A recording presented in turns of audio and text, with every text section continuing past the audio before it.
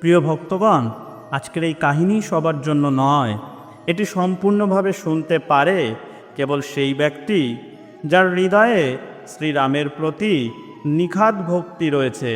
এই পবিত্র কাহিনী শুধু শোনা মাত্রই ভগবান শ্রীরামের এক বিশেষ কৃপা লাভ হয়, যা সকলের ভাগ্যে জোটে না। বলা হয়, যে ব্যক্তি একাগ্র চিত্তে ভক্তি ভরে এই কাহিনী শ্রবণ করে, তার গৃহ থেকে দারিদ্র্য দূর হয়ে যায়। তার পরিবারে ঘিরে থাকা সকল দুঃখ, বিপদ ও বাধা প্রভু শ্রীরামের কৃপায় ভস্মীভূত হয়ে যায়। তাহলে চলুন ভক্তগণ, শুরু করা যাক আজকের এই অলৌকিক ব্রতকথা। কাহিনীর সূচনা হয় নর্মদা নদীর তীরে গড়ে ওঠা এক গ্রাম থেকে। গ্রামটি ছিল সবুজে ঘেরা এবং শান্তিতে ভরপুর, কিন্তু তার গভীরে এমন এক লুকিয়ে থাকা দুঃখ ছিল যা বাইরে থেকে দেখা যেত না। গ্রামের নাম ছিল রামপুরা। কথিত আছে, শত শত বছর আগে কোনো এক মহাত্মা এই গ্রামের মাটিতে পদার্পণ করেছিলেন এবং বলেছিলেন যে এখানে একদিন এমন এক প্রদীপ জ্বলবে যার আলো 7 লোক পর্যন্ত পৌঁছাবে। কিন্তু সেই প্রদীপ জ্বলার আগে এই গ্রামকে অন্ধকারের এক গভীরতম রজনী অতিক্রম করতে হবে। গ্রামের মানুষ সেই ভবিষ্যৎবাণী ভুলে গিয়েছিল, কিন্তু নিয়তি সব মনে রেখেছিল। এই গ্রামেরই সবচেয়ে প্রাচীন পাড়ায় একটি ছোট ঘর ছিল, যার দেয়ালগুলো গেরুয়া রঙে রাঙানো এবং দরজায় একটি তুলসী গাছ ছিল। সেই গাছের পাতা শুকলে গিয়েছিল, কিন্তু সেটি তখনও দাঁড়িয়েছিল, যেন কারো ফিরে আসার অপেক্ষায়। সেই ঘরে বাস করতেন মাতা সুমিত্রা। তার বয়স ছিল 60 বছরের কাছাকাছি। তার মুখের বলিরেখাগুলো বয়সের নয়, বরং যন্ত্রণার সাক্ষ্য দিচ্ছিল। সুমিত্রা মাতার স্বামী অনেক আগেই পরলোক গমন করেছিলেন, যখন তার 2 পুত্র সন্তান অত্যন্ত ছোট ছিল। বড় ছেলের নাম ছিল অযোধ্যা এবং ছোটজনের নাম ভরত। এই নামের মধ্যেই মাতার গভীর আস্থা ফুটে উঠত। অযোধ্যার জন্মের রাতে চৈত্র মাসের নবমী ছিল এবং আকাশে এক অলৌকিক নক্ষত্র উজ্জ্বল হয়ে উঠেছিল। গ্রামের বৃদ্ধা ধাত্রী বলেছিলেন যে এই শিশু বড়ই ভাগ্যবান, কারণ স্বয়ং পুরুষোত্তম রামচন্দ্রের জন্মতিথিতেই তার জন্ম হয়েছে। সুমিত্রা মাতা সেদিন থেকেই তার নাম অযোধ্যা রাখেন, কারণ তার মনে হয়েছিল এই পুত্রই তার জীবনের সেই অযোধ্যা যেখানে প্রভুর বাস হবে। ভরত ছিল শান্ত ও গম্ভীর। সে তার বড় ভাইয়ের পেছনে ছায়ার মতো চলত। অযোধ্যা যেখানে সাহস ও বলের প্রতীক ছিল, ভরত সেখানে ধৈর্য ও শ্রদ্ধার অফুরন্ত ভাণ্ডার। সাংসারিক বিচারে সুমিত্রা মাতার কিছুই ছিল না। তার ঘর ছিল কাঁচা, আর চাষের নামে এক ছোট জমি ছিল, যেখানে বৃষ্টির ভরসায় সামান্য কিছু দানাশস্য জন্মাত। কিন্তু তার কাছে এমন এক সম্পত্তি ছিল যা কেউ কেড়ে নিতে পারে না। সেটি হল শ্রীরামের প্রতি তার অটুট ভক্তি। ঘরের উপাসনা কক্ষে একটি পুরনো কাঠের মূর্তি ছিল, যেখানে শ্রীরাম ধনুর্ধারী রূপে দণ্ডায়মান ছিলেন। মূর্তির রং ফিকে হয়ে গেলেও সুমিত্রা মাতার চোখে তা ছিল প্রভুর সাক্ষাৎ রূপ। প্রতিদিন সূর্যোদয়ের আগে তিনি ঘুম থেকে উঠতেন, নদী থেকে জল এনে মূর্তিকে স্নান করাতেন, তুলসী পাতা অর্পণ করতেন এবং রামচরিত মানসের পদগুলো গাইতেন। তার কণ্ঠস্বর এতই মধুর ও ভাবপূর্ণ ছিল যে প্রতিবেশীরাও থমকে দাঁড়িয়ে তা শ্রবণ করত। অযোধ্যা ও ভরত সকালে জেগে উঠলে প্রথমেই মাতার সেই কণ্ঠস্বর শুনতে পেত। সেই সুরই ছিল তাদের জীবনের প্রাতঃকালীন রাগ। অযোধ্যা ছিল বলবান। তার বাহুতে ছিল এমন শক্তি যা যে কোনো কঠিন পরিশ্রমকে সহজ করে দেয়। সে ভোর থেকে সন্ধে পর্যন্ত খেতে কাজ করত, কখনো অন্যের জমিতে মজুরি দিত, আবার কখনো নদীর ধার থেকে পাথর ভেঙে আনত। তার হাতের তালুতে কঠিন পরিশ্রমের চিহ্ন ছিল, কিন্তু চোখে সর্বদা এক দৃঢ় সংকল্প কাজ করত যে একদিন সে তার মাতার কষ্ট দূর করবে।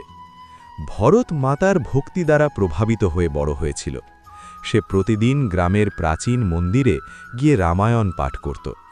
বহু পদ তার কণ্ঠস্থ ছিল, এবং তার বাণীতে এমন এক মাধুর্য ছিল যা শ্রোতার হৃদয় শান্ত করে দিত। দারিদ্র্য সেই গ্রামের সাধারণ ঘটনা হলেও সুমিত্রা মাতার পরিবারের অভাব ভিন্নতর ছিল। অনেক সময় এমন হতো যে সন্ধ্যায় উনুন জ্বালাবার মতো অন্ন থাকত না। এমন সময় সুমিত্রা মাতা শ্রীরামের মূর্তির সামনে বসে বলতেন, হে প্রভু, আজ যদি আপনার এটাই ইচ্ছা হয় তবে আমরা জল পান করেই ঘুমিয়ে পড়ব। আপনি তো জানেন আপনার ভক্তদের কখনো কোনো কিছুর অভাব হয় না। এগুলো কেবল শব্দ ছিল না, ছিল তার জীবনের ধ্রুব সত্য। তিনি কখনো কারো কাছে হাত পাততেন না বা অভিযোগ করতেন না। তার বিশ্বাস ছিল প্রভু যা দিয়েছেন তাই যথেষ্ট, এবং যা দেননি তার কোনো প্রয়োজন নেই। মাতার এই কষ্ট দেখে অযোধ্যার হৃদয় বিদীর্ণ হয়ে যেত। সে দেখত তার মাতা বছরের পর বছর একটি নতুন বস্ত্র পরেননি, শীতে জবুথবু হয়ে থাকতেন, কিন্তু মুখে কিছু বলতেন না। ভরতের সরলতাও সেই অভাবের চাকায় পিষ্ট হচ্ছিল। সে যখন মন্দিরে কথা শোনালে লোকে প্রশংসা করত, কিন্তু ক্ষুধার্ত পেটে যখন সে বাড়ি ফিরত তার চোখে সেই নীরব প্রশ্ন থাকত যা সে কখনো মুখে আনত না। একদিন গ্রামে এক চাঞ্চল্য দেখা দিল। শহর থেকে এক বড় বণিক তার দলবল নিয়ে গ্রামের পথ দিয়ে যাচ্ছিলেন। তার সাথে থাকা শকটে প্রচুর ধন সম্পদ এবং অনুচরদের পরিধানে ছিল উজ্জ্বল পোশাক। গ্রামের শিশুরা সেই জাঁকজমক দেখতে ভিড় জমাল। অযোধ্যাও কাজ ফেলে পথের ধারে দাঁড়াল। সেই বণিকের নাম ছিল সুদর্শন, যে একসময় এই গ্রামেরই এক সাধারণ ছেলে ছিল। সে ছোটবেলায় শহরে গিয়ে ব্যবসা করে প্রচুর ধন সম্পদ অর্জন করেছে। তাকে দেখে গ্রামবাসীরা বলাবলি করতে লাগল, দেখো ভাগ্য কিভাবে বদলায়, কালকের সেই ছোকরা আজ মস্ত বড় শেঠ, শহরে তো জল ও সোনার মতো মূল্যবান। বণিকের সেই বৈভব দেখে অযোধ্যা নিজের জীর্ণ পোশাকের দিকে তাকাল, এবং সেই মুহূর্ত কি তার অন্তরের সব কিছু ওলটপালট করে দিল। সারা রাত সে ছটফট করল। বারবার তার চোখে ভাসছিল মাতার সেই ক্ষুধার্ত কিন্তু হাস্যোজ্জ্বল মুখ, আর ভরতের সেই মৃদু কণ্ঠস্বর যা ক্ষুধার কষ্ট ভুলতে রাম নাম জপ করত। সেই রাতে জ্যোৎস্নাপ্লাবিত অঙ্গিনায় অযোধ্যা ভরতকে বলল, ভাই, আমরা কি সারা জীবন এই ধুলোবালি আর অভাবের মধ্যেই পড়ে থাকব? মা কি কখনো সুখের মুখ দেখবেন না? ভরতের চোখেও সেই একই বেদনা ছিল, কিন্তু সে শান্ত স্বরে বলল, দাদা, প্রভু শ্রীরামের যা ইচ্ছা তাই হবে, আমাদের ধৈর্য ধরা উচিত। অযোধ্যা মাথা নাড়ল ঠিকই, কিন্তু তার মনের ঝড় শান্ত হল না। সে এক কঠিন সিদ্ধান্ত নিল। পরদিন সকালে সুমিত্রা মাতা যখন পূজা শেষ করছেন, দুই ভাই তার চরণে এসে বসল। অযোধ্যার কণ্ঠে ছিল এক অটল সংকল্প, মা, আর নয়, আমি আর ভরত স্থির করেছি আমরা শহরে যাব। সেখানে কঠোর পরিশ্রম করে আপনার জন্য এমন এক জীবন গড়ে তুলব যেখানে আপনাকে আর উপভুক্ত থাকতে হবে না। আপনার চোখের জল আমরা আর সইতে পারছি না মা। সুমিত্রা মাতার হাত কেঁপে উঠল। তার মুখের রাম নাম এক মুহূর্তের জন্য থমকে গেল। তার কাছে এই দুই পুত্রই ছিল তার সমগ্র জগৎ। তার দৃষ্টিতে শহর ছিল এক মায়াবী জগৎ, যেখানে মানুষ অর্থ উপার্জন করলেও নিজের শিকড় ভুলে যায়, যেখানে মর্যাদার কোনো মূল্য নেই। কিন্তু সন্তানেদের চোখে সেই দৃঢ়তা দেখে তিনি চোখ বন্ধ করে শ্রীরামকে স্মরণ করলেন। সেই মুহূর্তে সময় যেন থমকে গেল। ধূপের ধোঁয়া মূর্তির চারপাশে এক অলৌকিক বলয় তৈরি করল। মাটির প্রদীপের শিখাটি একবার কেঁপে উঠে স্থির হয়ে গেল, যেন স্বয়ং প্রভু সেই দৃশ্য দেখছেন। সুমিত্রা মাতা দুই পুত্রের মুখ নিজের হাতের মুঠোয় নিলেন। তার স্পর্শে ছিল দীর্ঘ বছরের তপস্যার উত্তাপ। তিনি কম্পিত কণ্ঠে বললেন, যাও আমার বাছারা, ডানা মেলে উড়ে চলো, জগৎকে দেখিয়ে দাও যে ধর্মের পথে চললে কখনো পরাজয় হয় না। তবে আমার একটি কথা প্রাণের চেয়েও প্রিয় মনে করে হৃদয়ে গেঁথে রেখো। তিনি অযোধ্যার কপালে চুম্বন করে অতি গম্ভীর স্বরে বললেন, শহর এক গভীর বন, যেখানে মায়াবী হরিণ ছোটে। সেখানে তুমি সোনার উজ্জ্বলতা দেখবে, লোভের বিষ তোমার সামনে আসবে। লোকে তোমার সরলতা নিয়ে উপহাস করবে এবং তোমার ধর্মকে দুর্বলতা বলবে। কিন্তু মনে রেখো, শ্রী রামচন্দ্র বনে গিয়েও নিজের ধর্ম ত্যাগ করেননি। তুমিও যেন তোমার মর্যাদাকে কবচ বানিয়ে রেখো। এরপর তিনি ভরতের কানে ধীরে ধীরে বললেন, বেটা, যখনই পথে অন্ধকার দেখবে, মনে হবে কেউ পাশে নেই, তখন চোখ বন্ধ করে শ্রীরামের নাম নিও। জয় শ্রীরাম ধ্বনি দিও, আর বিশ্বাস রেখো প্রভু তোমার সাথে আছেন। আমি এখানে প্রতিদিন তোমাদের মঙ্গলের জন্য রাম নামের অখণ্ড জপ করব। আমার প্রার্থনার বর্ম তোমাদের সর্বদা রক্ষা করবে। সুমিত্রা মাতা একটি পুরনো হলুদ পুটলি বের করলেন, যাতে তুলসীর শুকনো পাতা আর রাম মন্দিরের পবিত্র মাটি ছিল। তিনি সেই পুটলি অযোধ্যার হাতে দিয়ে ভারী মনে তাদের বিদায় দিলেন। সেই বিদায়বেলায় মাতার মমতা ও ভক্তির যে মিলন ঘটেছিল, তা যে কোনো কঠিন হৃদয়কেও বিগলিত করতে সক্ষম। মাতার চোখের জল গাল বেয়ে পড়ছিল, কিন্তু মুখে ছিল রাম নাম, আর হৃদয়ে ছিল বিশ্বাস যে প্রভু তার সন্তানদের রক্ষা করবেন। অযোধ্যা ও ভরত মাতার চরণ স্পর্শ করল।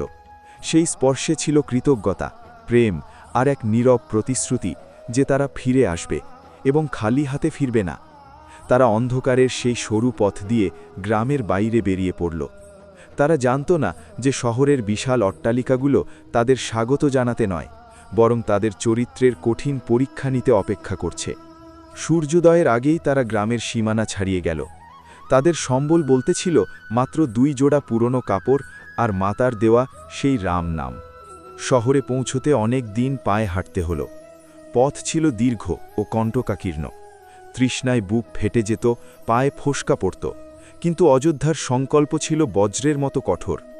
সে বারবার ভরতকে সাহস দিত, দেখিস ভরত, একদিন এই পথ দিয়েই আমরা মায়ের জন্য সুখ নিয়ে ফিরব। যেমন প্রভু রাম 14 বছরের বনবাস শেষে অযোধ্যায় ফিরেছিলেন, আমরাও তেমনই ফিরব। ভরত মৃদু হেসে রাম নাম গুনগুন করত, আর সেই সুরে যেন সমস্ত ক্লান্তি নিমেষেই দূর হয়ে যেত। পথের ক্লান্তি দূর করতে ভরত রামায়ণের নানা কাহিনী শোনাত। সে বলত, দাদা, প্রভু রাম যখন বনে গিয়েছিলেন তার কাছেও তো কিছু ছিল না, কেবল গাছের ছাল আর পায়ে হাঁটার কষ্ট। কিন্তু তিনি তো কখনো অভিযোগ করেননি। আমরাও তো তার সন্তান, আমাদেরও উচিত তার মতো প্রতিটি কষ্ট হাসি মুখে মেনে নেওয়া। বহুদিনের পথ চলার পর যখন তারা শহরের সীমানায় পৌঁছল, সামনের দৃশ্য দেখে তারা স্তম্ভিত হয়ে গেল। এটি তাদের শান্ত ও সবুজ গ্রামের মতো ছিল না, এক বিশাল ও ভয়ানক নগরী যেন তাদের সামনে বিস্তৃত। বড় বড় অট্টালিকাগুলো আকাশ ছোঁয়ার প্রতিযোগিতায় মত্ত। চারদিকের কোলাহল কান ছিঁড়ে দিচ্ছিল। শহরের চাকচিক্য এক মুহূর্তের জন্য তাদের অবাক করলেও পরক্ষণেই তারা বুঝতে পারল এখানে তারা কতটা অসহায়। গ্রামে তাদের ধারণা ছিল শহরে কাজ পাওয়া সহজ, কিন্তু বাস্তবতা ছিল পাহাড়ের মতো কঠিন ও দুর্গম। 2 ভাই তাদের পুটলি শক্ত করে ধরে জনাকীর্ণ রাস্তায় পা রাখল। তারা প্রতিটি স্থানে কাজের সন্ধান করল। একটি বড় দোকানের সামনে মালিক তাদের দেখে তুচ্ছতাচ্ছিল্য করে বলল, ওরে চাষাভূষো, এখানে কি করতে এসেছিস? গায়ে এখনো গ্রামের কাদা লেগে আছে, আর শহরে এসেছিস চাকরি খুঁজতে? যা এখান থেকে। অযোধ্যা হাত জোড় করে বিনতি করলেও উত্তর হিসেবে মিলল কেবল অবজ্ঞা আর ধাক্কা। পুরো দিন কেটে গেল। সূর্য ডুবে শহর আলোয় ঝলমাল করে উঠল। তারা একটি নির্মাণাধীন স্থানে পৌঁছল, যেখানে বড় অট্টালিকা তৈরি হচ্ছিল। সেখানকার পরিদর্শক কর্কশ্বরে বলল, কাজ মিলবে, কিন্তু সারাদিন ইট বইলে মাত্র 100 টাকা পাবি। করবে? ক্ষুধার তাড়নায় তারা সেই কাজই গ্রহণ করল। সারা রাত তারা ইট পাথর বয়ে বেড়াল। সকালে তাদের কাঁধ ছিলে গেল, হাত থেকে রক্ত ঝরতে লাগল। কিন্তু যখন তারা পারিশ্রমিক চাইতে গেল, সেই লোক তাদের তাড়িয়ে দিয়ে বলল, কিসের টাকা? তোরা তো কাজ করতে গিয়ে 2টো ইট ভেঙেছিস, তার জরিমানা কে দেবে? যা এখান থেকে, নইলে রক্ষীদের ডাকব। শহরের এই নিষ্ঠুরতা ছিল তাদের জন্য প্রথম শিক্ষা। এখানে ঘাম ঝরালেই অন্ন জোটে না, এখানে ছল চাতুরির রাজত্ব। শহরের এই নিষ্ঠুর রূপ ভরতের মনে ত্রাসের সৃষ্টি করল। তারা দুজনে অগণিত গলিতে ঘুরে বেড়াল। প্রতিটি দোকান ও কারখানার দ্বারে গিয়ে অনুনয় বিনয় করল, কিন্তু সব জায়গা থেকেই তারা কেবল ঘৃণা আর অপমানই ফিরে পেল। শহরের জাঁকজমক এখন তাদের কাছে কোনো মায়াবী রাক্ষসের মতো মনে হচ্ছিল, যে কেবল দরিদ্রের রক্ত চুষতে জানে। অযোধ্যা বড় হওয়ার কারণে নিজের ক্লান্তি ও হতাশা লুকানোর চেষ্টা করছিল, কিন্তু তার নিজের মনও এখন ভেঙে পড়ছিল। 3 দিন পার হয়ে গেছে। মাতার দেওয়া সেই সামান্য ছাতু ও গুড় এখন শেষ। তাদের পকেটে একটি পয়সাও অবশিষ্ট ছিল না। এখন তাদের তৃষ্ণা মেটানোর জন্য কেবল পথের ধারের কুয়োর জল ছিল, আর রাত কাটানোর জন্য কোনো পুরনো বৃক্ষের নিচের কঠোর ভূমি। ক্ষুধার কারণে তাদের চোখের সামনে অন্ধকার নেমে আসছিল। ভরতের অবস্থা ক্রমেই খারাপ হচ্ছিল। তার সরলতা ক্ষুধা ও তৃষ্ণার বলি পাঠায় পরিণত হচ্ছিল।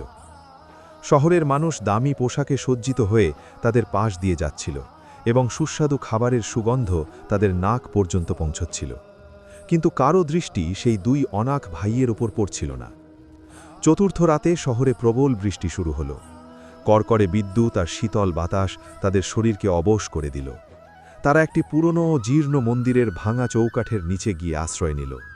সেই মন্দিরটি বহু বছর ধরে পরিত্যক্ত ছিল। তার দেয়ালে শ্যাওলা জমে গিয়েছিল এবং ছাদের অনেক অংশ ভেঙে পড়েছিল, কিন্তু সেই মন্দিরের গর্ভগৃহে একটি পুরনো পাথরের গায়েও এখনও শ্রীরামের অস্পষ্ট চিত্র অঙ্কিত ছিল। ভরত থরথর করে কাঁপছিল। সে অযোধ্যার ছেঁড়া কাপড় আঁকড়ে ধরে ফুপিয়ে কেঁদে উঠে জিজ্ঞেস করল, দাদা, তবে মাতার প্রার্থনা কি তবে বৃথা গেল? শ্রীরাম কি আমাদের এই অজানা শহরে মরার জন্য ফেলে রেখে দিলেন? মা বলতেন, প্রভু রাম সবার কথা শোনেন, তবে আমাদের আর্তনাদ কেন তার কানে পৌঁছচ্ছে না? ভরতের কণ্ঠের সেই হাহাকার অযোধ্যার বুক চিরে দিল। অযোধ্যার কাছে কোনো উত্তর ছিল না। তার নিজের বিশ্বাসও টলমল করছিল। তার নিজের মায়ের সেই শান্ত মুখখানা মনে পড়ে গেল। সেই পুরনো ঘরের কথা মনে পড়ল, যেখানে মা সকাল থেকে সন্ধ্যা পর্যন্ত রাম নাম জপ করে সময় কাটাতেন। প্রভু কি সত্যিই তাদের পরীক্ষা নিচ্ছিলেন, নাকি দারিদ্র্যই ছিল তাদের ভাগ্য? অযোধ্যা তার চোখ বন্ধ করল। সে অনুভব করল তার পকেটে মায়ের দেওয়া সেই পুটলিটি এখনও সুরক্ষিত আছে। সে সেটি বের করল এবং তার ভেতর থেকে তুলসী পাতা নিয়ে ভরতের কপালে রাখল। ঠিক সেই মুহূর্তেই সময় যেন থমকে গেল। সেই পরিত্যক্ত মন্দিরের দুর্গন্ধ ও শীতলতা যেন মিলিয়ে গেল। চারদিকের কালো মেঘের মাঝে এক অদ্ভুত শান্তি ছড়িয়ে পড়ল। অযোধ্যা ভরতকে নিজের বুকে জড়িয়ে ধরল এবং অত্যন্ত ধীর অথচ গম্ভীর স্বরে বলল, ভরত, মা বলেন, যখন সব পথ বন্ধ হয়ে যায় তখন বুঝবে প্রভু রামের দেওয়া পথ খুলতে চলেছে। আমাদের এই ক্ষুধা আর এই দুঃখ প্রভুর দেওয়া এক পরীক্ষা। চোখ বন্ধ করো আর শুধু তাঁকে স্মরণ করো। যেমন হনুমান সমুদ্র পাড়ি দেওয়ার আগে রাম নাম স্মরণ করেছিলেন, আমরাও তেমনই করব। দুই ভাই সেই অন্ধকার ও ভগ্ন মন্দিরে অভুক্ত পেটে এবং কম্পিত শরীরে চোখ বন্ধ করল। তাদের আত্মার গভীর থেকে একটি ধ্বনি বের হল, জয় শ্রীরাম, জয় শ্রীরাম। এই জপ এখন কেবল শব্দের উচ্চারণ ছিল না, এটি ছিল এক ভক্তের তার আরাধ্যের কাছে শেষ আকুতি। তারা যত জপ করছিল তাদের চারদিকের বাতাস যেন পরিবর্তিত হতে লাগল। এক অলৌকিক উষ্ণতা তারা অনুভব করতে লাগল। তাদের মনে হল যেন মা সুমিত্রা তাদের মাথায় হাত বুলিয়ে দিচ্ছেন এবং স্বয়ং প্রভু শ্রীরাম সেই ভাঙা মন্দিরে তাদের সামনে বিরাজ করছেন। ঠিক তখনই বৃষ্টির ফোঁটার মাঝে কারো আশার শব্দ শোনা গেল। পায়ের শব্দ ছিল ধীর, কিন্তু তাতে এক গাম্ভীর্য ছিল। অযোধ্যা চোখ খুলে দেখল একজন বৃদ্ধ ব্যক্তি, যার চুল ছিল ধবধবে সাদা এবং মুখে অসংখ্য বলিরেখা থাকলেও এক দিব্যি জ্যোতি ছিল। তিনি তাদের দিকে এগিয়ে আসছিলেন। তার এক হাতে একটি ছোট পুটলি ছিল আর অন্য হাতে একটি মাটির প্রদীপ, যা প্রবল বৃষ্টিতেও নিভছিল না। সেই দৃশ্যটিই ছিল অলৌকিক। ভীষণ বৃষ্টি হচ্ছিল, অথচ সেই প্রদীপ জ্বলছিল, যেন স্বয়ং অগ্নিদেব সেটি রক্ষা করছেন। সেই বৃদ্ধ ব্যক্তি তাদের কাছে এলেন এবং সেই পাথরের ওপর বসলেন যেখানে শ্রীরামের অস্পষ্ট চিত্র ছিল। তার চোখে করুণার এমন সাগর ছিল যা দেখে অযোধ্যার সমস্ত ভয় যেন দূর হয়ে গেল। অনেক লম্বা পথ পাড়ি দিয়ে এসেছ বাছারা, সেই বৃদ্ধ মৃদু হেসে জিজ্ঞেস করলেন। তার বাণীতে এমন এক মাধুর্য ছিল যা সরাসরি হৃদয়ে গেঁথে যায়। অযোধ্যা কিছু বলার আগেই সেই বৃদ্ধ নিজের পুটলি থেকে দুটি টাটকা রুটি ও এক টুকরো মিছরি বের করলেন। তিনি বড় স্নেহে সেই খাবার তাদের দিকে বাড়িয়ে দিলেন। নাও, আগে এটি গ্রহণ করো, প্রভু শ্রী রামের প্রসাদ মনে করে খাও। যে রাম নাম নেয় তাকে প্রভু কখনো ক্ষুধার্ত রাখেন না। ভরত কাঁপা হাতে রুটির টুকরো তুলল। সেই রুটি কেবল খাদ্য ছিল না, তা ছিল তাদের অটুট বিশ্বাসের ফল। প্রথম গ্রাস খাওয়ার সাথে সাথেই তাদের শরীরে এক নতুন শক্তির সঞ্চার হল। সেই বৃদ্ধ ব্যক্তি তাদের জল পান করালেন এবং তাদের কাহিনী মনোযোগ দিয়ে শুনলেন। তিনি নিজের নাম জানালেন দশরথ। এই নাম শুনেই ভরতের চোখ দিয়ে অশ্রু বইতে লাগল, কারণ দশরথ তো প্রভু শ্রী রামের পিতার নাম ছিল। দশরথ বাবা তাদের দিকে তাকিয়ে বললেন, এই শহরের হৃদয় কঠোর, এখানে মানুষের চেয়ে ধনের পূজা হয়, কিন্তু এখানেও কিছু দুয়ার এমন আছে যা প্রভু শ্রী রামের ইচ্ছায় খোলে। তোমরা দুজনে হতাশ হইও না। তিনি আরও বললেন, কাল ভোরে যখন সূর্যের প্রথম কিরণ এই মন্দিরের চূড়া স্পর্শ করবে, তখন তোমরা শহরের পূর্ব দিকে যেও। সেখানে একটি বিশাল বস্ত্র বুনন শিল্পশালা আছে। সেখানে কারিগরদের ভিড় থাকবে, কিন্তু তোমরা ভয় পেও না। সেই শিল্পশালার প্রবেশদ্বারে গিয়ে বলো যে তোমাদের দশরথ বাবা পাঠিয়েছেন। অযোধ্যা ও ভরত সেই অচেনা বৃদ্ধের পায়ে লুটিয়ে পড়ল। তারা নিশ্চিত ছিল যে ইনি কোনো সাধারণ ব্যক্তি নন, বরং তাদের মায়ের প্রার্থনার সাক্ষাৎ উত্তর। যখন তারা মাথা তুলল, দেখল সেই বৃদ্ধ সেখানে নেই। বৃষ্টি থেমে গিয়েছিল এবং মেঘের আড়াল থেকে হালকা জ্যোৎস্না নেমে আসছিল, কিন্তু সেই মাটির প্রদীপটি তখনও সেখানে জ্বলছিল। দশরথ বাবার দেওয়া খাবার কেবল তাদের ক্ষুধাই মেটায়নি, বরং তাদের ঝিমিয়ে পড়া সংকল্পকে পুনরায় সতেজ করে দিয়েছিল। পরদিন ভোরে দুই ভাই নতুন এক বিশ্বাসের সাথে বেরিয়ে পড়ল। তাদের মনে আর ভয় ছিল না। তারা অনুভব করছিল যে প্রভু শ্রীরাম স্বয়ং অদৃশ্য রূপে তাদের পথ দেখাচ্ছেন। যখন তারা সেই বিশাল বস্ত্রাশালার দ্বারে পৌঁছাল, সেখানকার দৃশ্য দেখে তাদের গায়ে কাঁটা দিল। শত শত মানুষ সেখানে দাঁড়িয়েছিল, শোরগোল হচ্ছিল এবং দ্বারপালরা লাঠি দিয়ে সবাইকে সরিয়ে দিচ্ছিল। অযোধ্যা ভরতের হাত শক্ত করে ধরল। সে ভিড়ের মাঝ দিয়ে পথ করে এগিয়ে যেতে লাগল। মানুষ তাকে কনুই দিয়ে ধাক্কা মারছিল এবং কটু কথা বলছিল, কিন্তু অযোধ্যার লক্ষ্য ছিল সামনে। সে দ্বারের কাছে পৌঁছাল এবং যখনই একজন দ্বারপাল তাকে সরানোর জন্য হাত বাড়াল, অযোধ্যা পূর্ণ সাহসের সাথে উচ্চস্বরে বলল, আমাদের দশরথ বাবা পাঠিয়েছেন।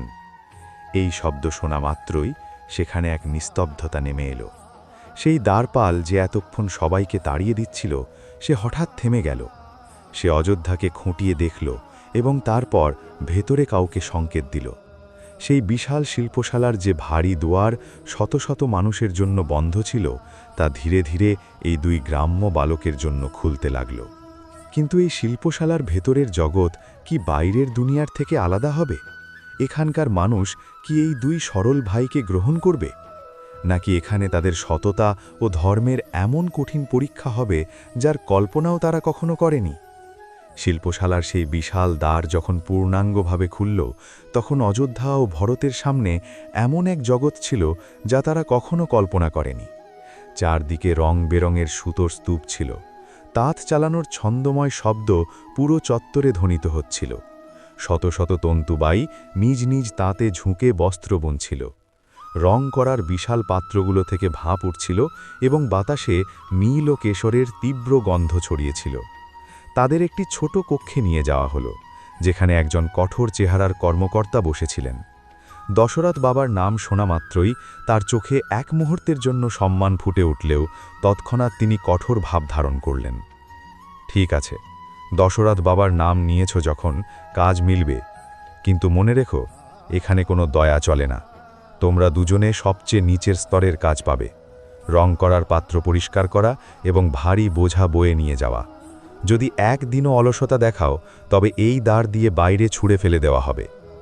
অযোধ্যা বিনা দ্বিধায় মাথা নত করল। তাদের জন্য এটি অপমান নয়, বরং প্রভুর দেওয়া সঞ্জীবনী ছিল। পরের মুহূর্তেই তাদের নীল রঙের বস্ত্র দেওয়া হলো এবং তারা সেই বিশাল শিল্পশালার সবচেয়ে কঠিন ও উত্তপ্ত কোণে কাজ শুরু করল।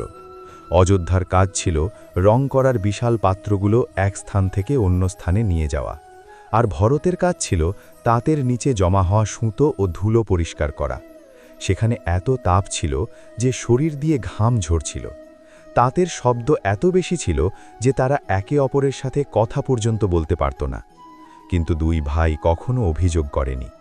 তাদের মায়ের সেই শিক্ষা সর্বদা মনে থাকত যে কর্মকে প্রভুর পূজা মনে করে করো।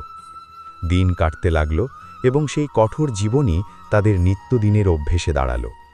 সেখানকার অন্যান্য কারিগররা এই দুই ভাইয়ের সরলতা ও পরিশ্রম দেখে উপহাস করত। এক বৃদ্ধ তন্তুবাই বলল, আরে ও গ্রামের ছোকরারা, এত কেন খাটছ? এখানে কোনো পুরস্কার মিলবে না, একটু হাত বাঁচাও আর চতুরতা শেখো। কিন্তু অযোধ্যা ও ভরত কখনো কারো কথায় কান দেয়নি। যেখানে অন্যেরা কাজ থেকে মুখ ফিরিয়ে নিত, সেখানে এই দুই ভাই সূর্যোদয়ের আগে শিল্পশালায় পৌঁছাত এবং সবার শেষে বেরোত। অযোধ্যা নিজের শারীরিক শক্তির পূর্ণ ব্যবহার করত, কিন্তু ভরতের মন অন্য কিছু খুঁজছিল। যখন সে তাঁতের নিচের ধুলো পরিষ্কার করত, তার দৃষ্টি সেই চলমান তাঁতের ছন্দের ওপর নিবদ্ধ থাকত।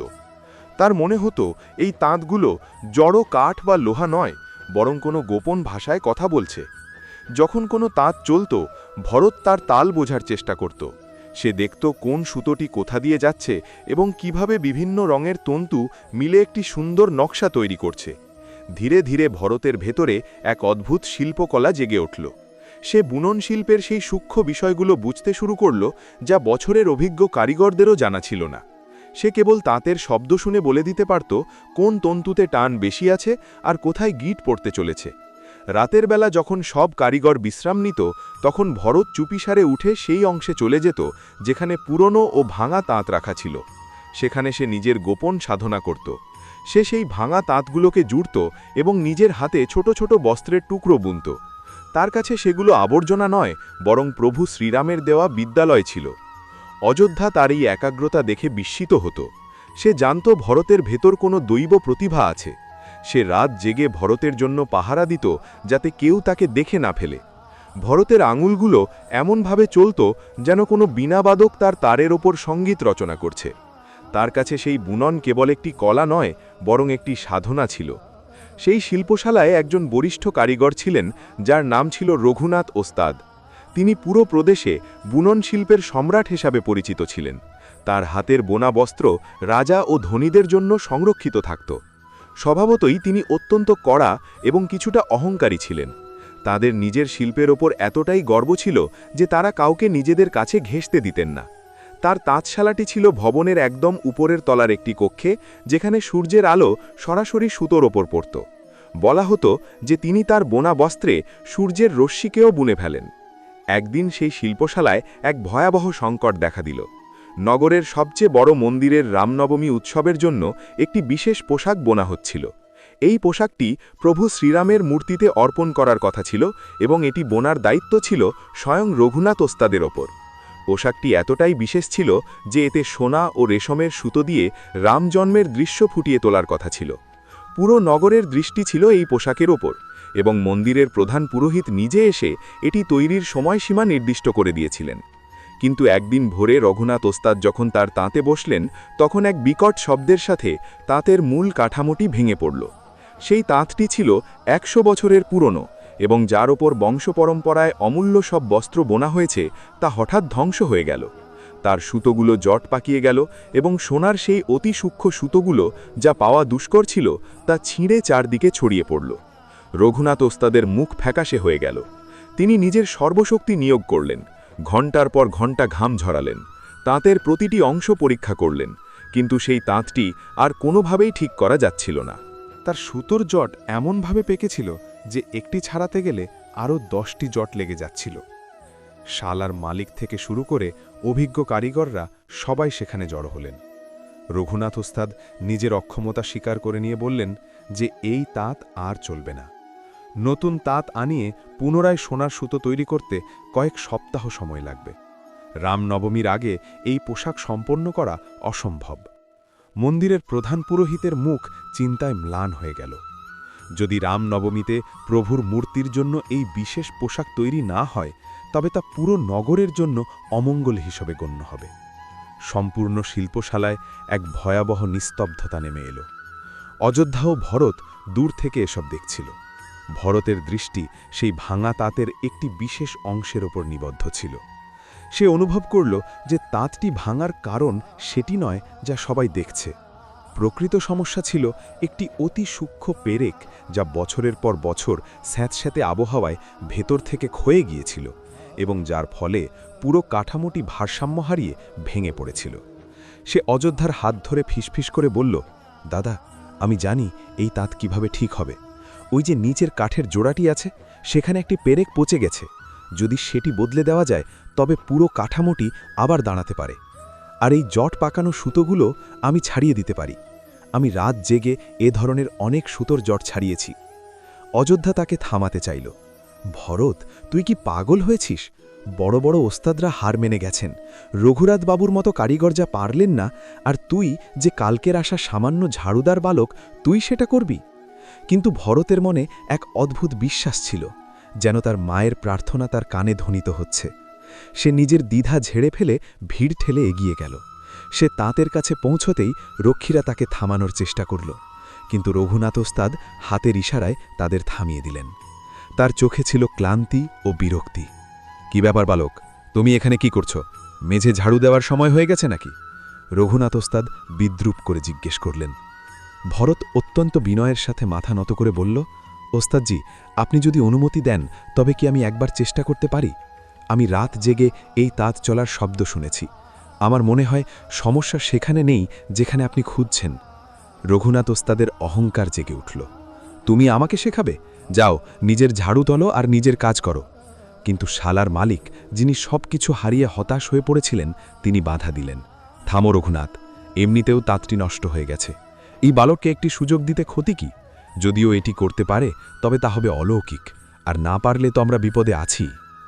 এখান থেকেই শুরু হলো সেই মুহূর্ত যা সেই বিশাল শিল্পশালার সমস্ত শক্তিকে এক বিন্দুতে কেন্দ্রীভূত করে দিল। ভরত তাঁতের কাছে গেল। সে নিজের জামার হাতা গুটিয়ে চোখ বন্ধ করল। সম্পূর্ণ শিল্পশালা তখন নিস্তব্ধ। কেবল রং করার পাত্র থেকে উঠে আসা ভাপের মৃদু শব্দ পাওয়া যাচ্ছিল। ভরত মনে মনে নিজের মায়ের মুখ স্মরণ করল এবং তাদের পুরনো ঘরে জ্বলা শ্রীরামের প্রদীপের কথা চিন্তা করল। সে ধীর স্বরে বলল, জয় শ্রীরাম। এই শব্দগুলো তার ঠোঁট থেকে বের হওয়ার সাথে সাথেই তার হাতে এক অদ্ভুত স্থিরতা চলে এলো। সে রঘুনাথ ওস্তাদের খোলা বড় অংশগুলোতে হাত দিল না। সে তাঁতের সেই একদম নিচের ও সংকীর্ণ অংশে গেল যেখানে কেউ পৌঁছতে পারছিল না। তার হাত ধুলো ও পুরনো কাঠের গুঁড়োয় ভর্তি হয়ে গিয়েছিল। সে অন্ধকার ও সংকীর্ণতার মাঝে সেই সূক্ষ্ম পেরেকটির কাছে পৌঁছল। তার আঙুলগুলো কোনো এক অদৃশ্য পথ হাতড়ে ফিরছিল। হঠাৎ সে সেটি পেয়ে গেল। কাঠের একটি ছোট পেরেক, যা ভেতর থেকে পুরোপুরি পচে গিয়েছিল এবং যার কারণে সমস্ত ভারসাম্য হারিয়ে পড়ে গিয়েছিল। ভরত নিজের পূর্ণ একাগ্রতা দিয়ে সেই পেরেকটি বের করে আনল। তার কপাল থেকে ঘাম ঝরছিল, কিন্তু তার ধ্যান ছিল কেবল সেই সমস্যার ওপর। তারপর সে নিজের পকেট থেকে একটি ছোট পেরেক বের করল, যা সে রাতের বেলা পুরনো ভাঙা তাঁতগুলো থেকে সংগ্রহ করেছিল। সে সেই নতুন পেরেকটি যথাস্থানে বসিয়ে দিল। সম্পূর্ণ শালার কারিগর, মালিক ও রঘুনাথ ওস্তাদ শ্বাসরুদ্ধ হয়ে তাকে দেখছিলেন। প্রায় 1 ঘড়ি পর ভরত বাইরে বেরিয়ে এলো। সে রঘুনাথ ওস্তাদকে বলল, ওস্তাদজি, এখন কাঠামোটি পুনরায় দাঁড় করানো যাবে। রঘুনাথ ওস্তাদ অবিশ্বাস্য চোখে তাঁতের অংশগুলো পুনরায় জুড়লেন এবং যেমনই শেষ অংশটি বসানো হলো, সেই তাঁতটি আবার তার পূর্ণ মহিমায় দাঁড়িয়ে গেল, যেন কোনো পড়ে যাওয়া যোদ্ধা পুনরায় উঠে দাঁড়িয়েছে। কিন্তু এখনও সবচেয়ে কঠিন কাজ বাকি ছিল। সোনা ও রেশমের সেই জট পাকালো সুতো, যা দেখে স্বয়ং রঘুনাথ ওস্তাদ হাত তুলে দিয়েছিলেন। ভরত তাঁতের সামনে বসল। সে চোখ বন্ধ করে পুনরায় শ্রীরামকে স্মরণ করল। তারপর সে সেই জট পাকানো সুতোর ওপর নিজের আঙুলগুলো রাখল।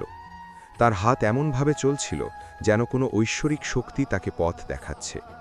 একটি একটি করে সুতো সে এত সাবলীলভাবে ছাড়ালো যেন কোনো মা তার শিশুর জট পাকানো চুল আছড়ে দিচ্ছেন। পুরো শিল্পশালায় নিস্তব্ধতা বিরাজ করছিল। মানুষ অবাক চোখে তাকিয়ে দেখছিল। ভরতের আঙুলগুলো যেন নৃত্য করছিল। সে প্রতিটি সুতো চিনতে পারছিল। সোনার সুতো কোথায়, রেশম কোথায়, আর কোনটি কার ওপর দিয়ে নিয়ে যেতে হবে, এ সব কিছু তার এমনভাবে জানা ছিল যেন সে এই কাজ জন্ম জন্মান্তর ধরে করছে। দুপুর গড়াতেই সমস্ত সুতোর জট ছেড়ে গেল এবং তাঁতটি কাজের জন্য পুরোপুরি প্রস্তুত হয়ে গেল। রঘুনাথ ওস্তাদ স্তম্ভিত হয়ে দাঁড়িয়েছিলেন। তিনি যে কাজের জন্য নিজের অক্ষমতা প্রকাশ করেছিলেন, এই সামান্য ঝাড়ুদার বালক তার আঙুলের জাদুতে তা করে দেখালো। তিনি ভরতকে ওপর থেকে নিচ পর্যন্ত দেখলেন। তিনি ভরতের মুখে কোনো অহংকার দেখলেন না, বরং দেখলেন সেই সারল্য ও ভক্তি যা কোনো প্রকৃত সাধকের থাকে। রঘুনাথ ওস্তাদের চোখে জল এসে গেল। তিনি ভরতকে বুকে জড়িয়ে ধরলেন। বাছা, আজ তুমি আমার দম্ভ ভেঙে দিলে আর আমার মানও বাঁচালে। তুমি কোনো সাধারণ বালক নও, তোমার আঙুলে স্বয়ং বিশ্বকর্মার বাস। না ওস্তাদজি, এটি আমার শিল্প নয়, এটি আমার মায়ের প্রার্থনার গুণ আর প্রভু শ্রীরামের কৃপা। ভরত বিনয়ের সাথে উত্তর দিল। মালিক তৎক্ষণাৎ ভরতকে পুরস্কার দেওয়ার ঘোষণা দিলেন এবং ভরত কেবল একটি জিনিসই চাইল। শেঠজি, আপনি যদি প্রসন্ন হন তবে আমাকে রঘুনাথ ওস্তাদের শিষ্য হওয়ার সুযোগ দিন, আমি কেবল শিখতে চাই। ভরতের এই নির্লোভ আচরণ সবার হৃদয় জয় করে নিল। সেই দিন থেকেই অযোধ্যা ও ভরতের অবস্থা সেই শিল্পশালায় পরিবর্তিত হয়ে গেল। তারা এখন আর কেবল পরিচ্ছন্নতা কর্মী ছিল না, ভরতকে রঘুনাথ ওস্তাদের সহকারী করে দেওয়া হলো আর অযোধ্যার উপর শালার ব্যবস্থাপনা ও ব্যবসার দায়িত্ব অর্পণ করা হলো। রঘুনাথ ওস্তাদ ভরতকে নিজের পুত্রের মতো লালন পালন করতে শুরু করলেন। তিনি তাকে বুনন শিল্পের সেই সূক্ষ্ম বিষয়গুলো শেখাতে লাগলেন যা তিনি 40 বছরে অর্জন করেছিলেন। কিভাবে রেশমের সুতোকে এত সূক্ষ্মভাবে বোনা যায় যে কাপড়টি বাতাসের মতো হালকা হয়ে যায়, কিভাবে সোনার সুতো দিয়ে এমন সব চিত্র ফুটিয়ে তোলা যায় যা দেখে মনে হবে ছবিটি জীবন্ত হয়ে উঠেছে।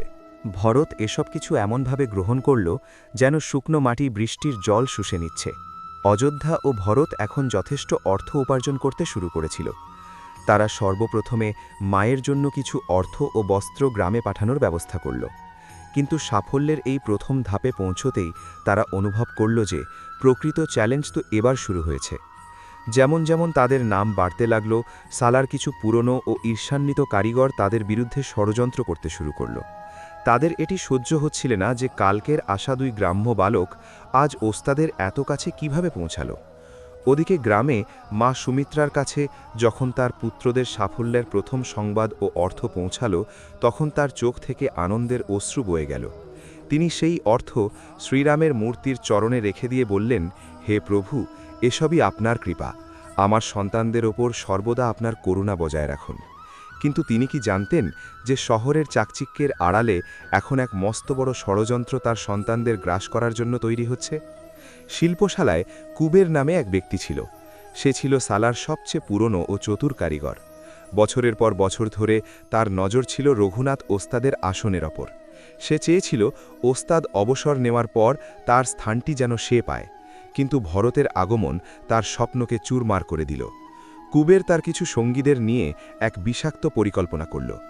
এক রাতে যখন ভরত ও অযোধ্যা গভীর ঘুমে আচ্ছন্ন ছিল, কুবের লুকিয়ে শিল্পশালায় প্রবেশ করল এবং রঘুনাথ ওস্তাদের তাঁতে রামনবমীর যে বিশেষ পোশাকটি বোনা হচ্ছিল তার কিছু সুতোয় এমন এক রাসায়নিক মিশিয়ে দিল যা কিছুদিন পর কাপড়ের রং নষ্ট করে দেবে।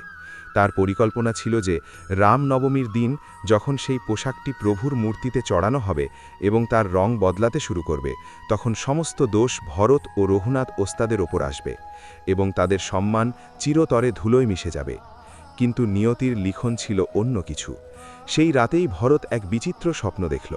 সে স্বপ্নে দেখল প্রভু শ্রীরাম স্বয়ং একটি তাঁতের সামনে বসে আছেন এবং তিনি হাসি মুখে ভরতকে বলছেন, ওঠো ভরত, আমার বস্ত্র রক্ষা করো, অধর্ম আমার অলঙ্কারকে কলুষিত করার চেষ্টা করেছে। ভরতের চোখ খুলে গেল। তার শরীরে এক অদ্ভুত চাঞ্চল্য কাজ করছিল। সে অযোধ্যাকে জাগালো এবং দুজনে চুপচাপ শিল্পশালার দিকে রওনা দিল। যখন তারা শিল্পশালায় পৌঁছালো, ভরত সরাসরি রঘুনাথ ওস্তাদের তাঁতের কাছে গেল। সে কাপড়টিকে খুব ভালো করে দেখল এবং তার আঙুলগুলো সেই পার্থক্য চিনে নিল যা কোনো সাধারণ দৃষ্টিতে ধরা পড়ে না। কিছু সুতোর ওপর একটি হালকা আঠালো ভাব ছিল যা রাসায়নিকের কারণে হয়েছিল। ভরত তৎক্ষণাৎ সেই ক্ষতিগ্রস্ত সুতোগুলো চিনে নিয়ে আলাদা করল এবং সারা রাত জেগে সেগুলোকে নতুন সুতো দিয়ে বদলে দিল। ভোরে রঘুনাথ ওস্তাদ যখন শিল্পশালায় এলেন, ভরত তাকে সব কথা জানালো। ওস্তাদের মুখে প্রথমে ক্রোধ এলো, তারপর দুঃখ এবং তারপর গভীর চিন্তা। তিনি ভরতের কাঁধে হাত রেখে বললেন, বেটা, তোর ভেতরে কেবল শিল্প নয়, বরং ধর্মের সেই প্রকাশ আছে যা অন্ধকারকে নিজে থেকেই চিনে নেয়। তুই প্রকৃত শিষ্য। কুবেরের ষড়যন্ত্র ব্যর্থ হল, কিন্তু সে হার মানল না। সে সালার মালিকের কান ভাঙাতে শুরু করল যে এই 2 গ্রাম্য ছেলে রাতে লুকিয়ে শিল্পশালায় আসে। কে জানে তারা কি করে? হয়তো তারা চুরি করে কিংবা সালার গোপন বুনন কৌশল বাইরে বিক্রি করে দেয়। মালিকের মনে সন্দেহের বীজ বুনে দেওয়া হলো। একদিন মালিক অযোধ্যা ও ভরতকে নিজের কক্ষে ডাকলেন এবং কঠোর স্বরে জিজ্ঞেস করলেন, এটি কি সত্য যে তোমরা রাতে শিল্পশালায় আসো? তোমাদের এর অনুমতি কে দিয়েছে? অযোধ্যা সত্য বলার সিদ্ধান্ত নিল। সে বলল, হ্যাঁ শ্রেষ্ঠ, আমরা রাতে শিল্পশালায় আসি, কিন্তু চুরির জন্য নয়, বরং শেখার জন্য। ভরত ভাঙা তাতে অভ্যাস করে, কারণ দিনে সে এর সুযোগ পায় না। আর কাল রাতে আমরা এই জন্যই এসেছিলাম, কারণ কেউ প্রভু শ্রীরামের বিশেষ পোশাকে রাসায়নিক মিশিয়ে দিয়েছিল, যা ভরত চিনে নিয়ে ঠিক করেছে। মালিক অবাক হয়ে গেলেন। তিনি সেই কাপড়টি পরীক্ষা করালেন এবং ভরতের বদলে দেওয়া সুতোগুলো দেখলেন। সত্য সামনে চলে এলো। কুবেরকে শিল্পশালা থেকে বহিষ্কার করা হলো এবং অযোধ্যা ও ভরতের সম্মান আরও বেড়ে গেল। এই ঘটনা তাদের একটি গুরুত্বপূর্ণ শিক্ষা দিল যে সত্য ও ধর্মের পথ কঠিন অবশ্যই হয়, কিন্তু সেই পথে চললে জয় নিশ্চিত। যেমন প্রভু শ্রীরাম অসভ্য ও অধর্মের উপর সর্বদা বিজয় লাভ করেছেন, তেমনি তার ভক্তদেরও সত্যের সঙ্গ কখনো ছাড়া উচিত নয়। রামনবমীর পবিত্র উৎসব এখন ঘনিয়ে আসছিল। চৈত্র মাসের শুক্লপক্ষ শুরু হয়ে গিয়েছিল এবং পুরো নগরে এক অলৌকিক উৎসাহ বিরাজ করছিল। গলিতে গলিতে রামধ্বনি শোনা যাচ্ছিল, মন্দিরে মন্দিরে ভজন কীর্তন হচ্ছিল এবং প্রতিটি ঘরের দরজায় আমের পাতার তোরণ ও মঙ্গল ঘট সাজানো হচ্ছিল। বাতাসে চন্দন ও কর্পূরের সুগন্ধ ভাসছিল। এই পরিবেশ ভরতের হৃদয়কে এক অপূর্ব অনুভূতিতে ভরিয়ে দিচ্ছিল। তার নিজের গ্রামের কথা মনে পড়ছিল, যেখানে মা সুমিত্রা এই তিথিতে ব্রত রাখতেন এবং সারাদিন রামকথা গান করতেন। রঘুনাথ ওস্তাদ ও ভরত মিলে সেই বিশেষ পোশাকটি সম্পন্ন করলেন। সেই পোশাকটি এতটাই অদ্ভুত ছিল যে দর্শকদের চোখ তার থেকে সরছিলই না। তাতে সোনা ও রেশমের সুতো দিয়ে রাম জন্মের সেই দিব্য দৃশ্য অঙ্কিত ছিল, যাতে অযোধ্যা নগরীর কণা কণা উল্লাসে মেতে উঠেছে বলে মনে হচ্ছিল। মহলের কক্ষে মাতা কৌশল্যা শিশু রামকে কোলে নিয়ে বসে আছেন এবং তার মুখে এমন জ্যোতি ছিল যে কাপড়টি নিজেই আলোকিত হয়ে উঠছিল। চারদিকে দেবতারা পুষ্পবৃষ্টি করছেন এবং দুন্দুভি বাজছে। ভরত সেই পোশাকে একটি বিশেষত্ব যুক্ত করেছিল, যা রঘুনাথ ওস্তাদকেও বিস্মিত করে দিল। সে কাপড়ের কিনারে এত সূক্ষ্ম সুতো দিয়ে রাম নাম বুনেছিল যে সাধারণ দৃষ্টিতে তা দেখা যেত না, কিন্তু যখন সূর্যের আলো তার ওপর পড়ত তখন সেই অক্ষরগুলো সোনালি রঙে উজ্জ্বল হয়ে উঠত। রঘুনাথ ওস্তাদ যখন এটি দেখলেন তার চোখে জল এসে গেল। তিনি বললেন, বেটা, তুই এই পোশাকে প্রাণ ঢেলে দিয়েছিস। এটি এখন আর কেবল একটি কাপড় নয়, বরং একটি জীবন্ত প্রার্থনা। রামনবমীর সেই শুভ দিনটি চলে এলো। নগরের সেই বিশাল মন্দির, যেখানে প্রভু শ্রীরামের এক ভব্য প্রতিমা স্থাপিত ছিল, তা ফুল ও প্রদীপে সাজানো হয়েছিল। হাজার হাজার ভক্ত সেখানে সমবেত হয়েছিলেন। বায়ুমণ্ডলে মন্ত্রোচ্চারণের ধ্বনি ছিল এবং ধূপ ও কর্পূরের সুগন্ধে পুরো চত্বর সুবাসিত হয়ে উঠেছিল। সময়টি ছিল মধ্যাহ্ন। বলা হয় যে এই সময়েই ত্রেতাযুগে প্রভু শ্রীরাম মাতা কৌশল্যার কোলে অবতার গ্রহণ করেছিলেন। মন্দিরের প্রধান পুরোহিত নিজে তার নিজের হাতে সেই বিশেষ পোশাকটি প্রভুর মূর্তিতে অর্পণ করলেন। যেমনি পোশাকটি মূর্তির ওপর রাখা হল, মন্দিরের গর্ভগৃহে এক অলৌকিক আলো ছড়িয়ে পড়ল। সূর্যের একটি রশ্মি ছাদের একটি ছোট ছিদ্র দিয়ে এসে সরাসরি সেই পোশাকের ওপর পড়ল এবং ভরতের বোনা সেই সূক্ষ্ম রাম নাম অক্ষরগুলো সোনালি আলোয় ঝলমল করে উঠল। মনে হচ্ছিল যেন স্বয়ং প্রভু সেই পোশাকে নিজের নাম স্বর্ণাক্ষরে লিখছেন। সেখানে উপস্থিত শাস্ত্রজ্ঞ এবং ভক্তরা যখন এই দৃশ্য দেখলেন, তখন পুরো মন্দিরে জয় শ্রী রাম ধ্বনি প্রতিধ্বনিত হতে লাগল। মানুষের চোখ দিয়ে আনন্দের অশ্রু বয়ে যাচ্ছিল। মহন্তজি ঘোষণা করলেন, এই বস্ত্র কে বুনেছে, তাকে অবিলম্বে এখানে নিয়ে আসা হোক। ভরত এবং অযোধ্যা ভিড়ের পেছনে দাঁড়িয়েছিল। রঘুনাথ ওস্তাদ নিজে তাদের সামনে নিয়ে এসে মহন্তজির সম্মুখে উপস্থিত করলেন এবং বললেন, মহন্তজি, এই বস্ত্র এই দুই ভাইয়ের শ্রদ্ধা ও ভক্তির ফল। বিশেষ করে এই ভরত নিজের হাতে এতে এমন কারুকার্য করেছে যা আমি আমার 40 বছরের অভিজ্ঞতায় কখনো দেখিনি। মহন্তজি ভরতের মুখের দিকে তাকালেন।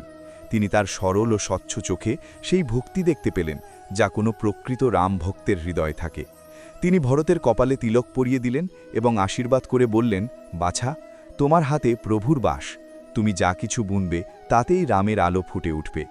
সেই রামনবমী অযোধ্যা ও ভরতের জীবন চিরতরে বদলে দিল। সেই বস্ত্রের খ্যাতি দূর দূরান্তে ছড়িয়ে পড়ল।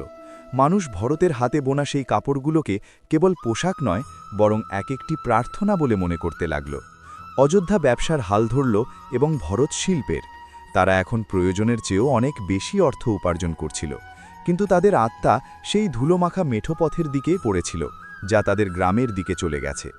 একদিন ভোরে যখন সূর্যের প্রথম কিরণ তাঁতশালার ছাদে স্পর্শ করল, অযোধ্যা ভরতের কাঁধে হাত রেখে বলল, ভরত, এবার সময় হয়েছে। মায়ের চোখের জল এখনও আমাকে রাতে ঘুমোতে দেয় না। আমরা এখানে যা শিখেছি তার সুফল আমাদের গ্রামের পাওয়া উচিত।